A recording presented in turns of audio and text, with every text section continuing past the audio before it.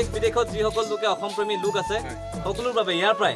আমাৰ যেহেতু ৰেসপেক্টেবল সংবাদ মাধ্যম আমাৰ লগত আছে এটা হাত চাপ কৰি দিয়ক সকলোৱে মিলি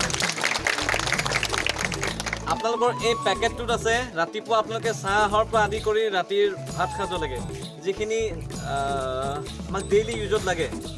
সাহায্য আপোনালোকক দিছে কিন্তু যথেষ্ট কিনছে হয়তো কেইটা আপোনালোকৰ ঘৰত কেইগৰাকীকে মানুহ আছে আমি নাজানো এই বিষয়ে অৱগত নহয় গতিকে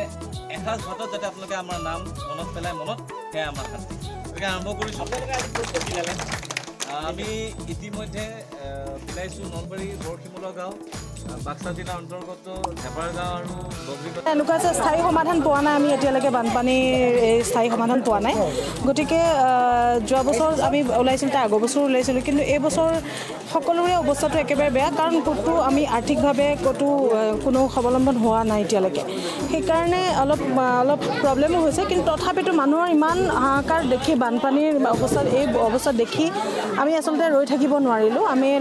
লকডাউনৰ মাজতে আমি পাঁচোজনে মিলি ভৃগু মন্টু মই এনেকৈ আমি মিলি নিৰ্মালী ৰূপা আমি মিলি পেলাই ভাবিলোঁ যে এনেকুৱা এটা আমি কিবা এটাতো অন্তত যদি ৰাইজক অকণমান সহায় কৰিব পাৰোঁ তেতিয়াহ'লে আমি চাগে ক'ৰবাত উপকৃত হ'ম সেইটো হিচাপে লক্ষ্য কৰি আমাৰ NGO সঁহাৰি NGOৰ তৰফৰ পৰা আমি অকণমান সহায় আমাৰ যিখিনি আমাৰ লগত ঘনিষ্ঠ তেওঁলোকক আমি ফোন কৰি তেওঁলোকে আমাক এইটো কনচেপ্টৰ কথা কোৱাৰ কাৰণে সহায় কৰিলে আৰু সেই সহায় অনুযায়ী আমিও অকণমান আমাৰ ফালৰ পৰা যিখিনি পাৰিছোঁ দিছোঁ সেইখিনি দি আমি ৰাইজৰ ওচৰত আহিবৰ কাৰণে চেষ্টা কৰিলোঁ আৰু দেখি সঁচাকৈ বেয়া লাগিছে মানে যিখিনি যেনেকুৱা এটা পৰ্যায়ত তেওঁলোক আছে সঁচাকৈ বৰ দুখ লগা কথা আৰু যিমান পাৰোঁ এনেকৈ ৰাইজক কাৰণ যিহেতু আমি ৰাইজৰ কাৰণে ৰাইজক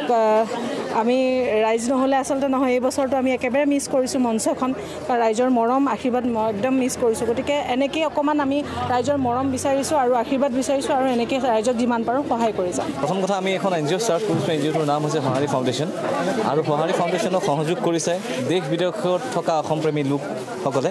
তেখেতসকলে সংবাদ মাধ্যমৰ জৰিয়তে দেখিবলৈ পাইছে অসমৰ লোকসকলে প্ৰায়ভাগ গাঁও কি ধৰণে জলমগ্ন হৈ আছে আৰু তেখেতসকলক সহায় কৰিবলৈ আমি যি উদ্যোগ লৈছিলোঁ সেই উদ্যোগটোত তেখেতসকলে পূৰ্ণ সহায় জনাইছিল আৰু পূৰ্ণ সহায় জনোৱাৰ ফলত আজি আমি তেখেতসকলক প্ৰায় আজিৰ দিনটোত আমি প্ৰায় 600 পৰিয়ালক তেখেতসকলে যিসকল লোক অনাহাৰে আছে নোখোৱাকৈ আছে তেখেতসকলক কিঞ্চিত সাহায্য বিলাম বুলি আমি আগবাঢ়ি আহিছোঁ ইয়াতে উদ্যোগ বুলিবলৈ আমি 5জন শিল্পী আছোঁ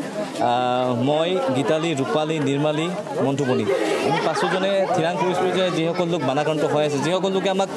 পৰিস্থিতি স্বাভাৱিক থাকোঁতে সদায় আমাক গীত পৰিৱেশন কৰিবলৈ মাতে বিভিন্ন অনুষ্ঠানত আমাক মনত পেলায় গতিকে আমাৰ এইটো এটা সামাজিক কৰ্তব্য বুলি আমি ভাবোঁ যে তেখেতসকল বৰ্তমান অসুবিধাত আছে তেখেতসকলক সেই অসুবিধাৰ পৰা আমি উদ্ধাৰ কৰাটো প্ৰয়োজনীয়